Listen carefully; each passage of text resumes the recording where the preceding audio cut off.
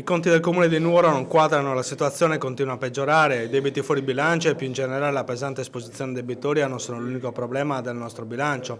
Allarmante è la situazione relativa alla riscossione dei tributi e all'andamento della cassa, e quanto sottolinea in una nota il consigliere comunale di Unity per Nuoro, Pierluigi Saiu, che oggi ha chiesto un'audizione in Commissione Bilancio dall'assessore Raffaellina Denti e del dirigente competente.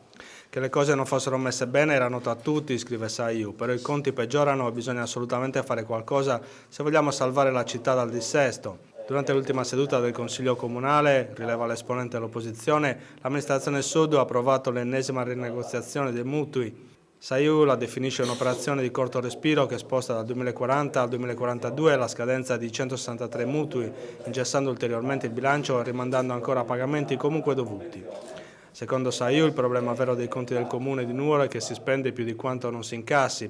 I dati relativi al consuntivo 2016, scrive Saiu, lo testimoniano in maniera inequivocabile. Se infatti nel 2016 le riscossioni hanno superato di poco i 106 milioni di euro, i pagamenti sono stati ben oltre i 111 milioni. Il Comune pertanto ha speso più di quello che ha incassato, rileva Saiu. Infatti il fondo cassa è passato da 9 milioni e mezzo di euro a 4 milioni e 2.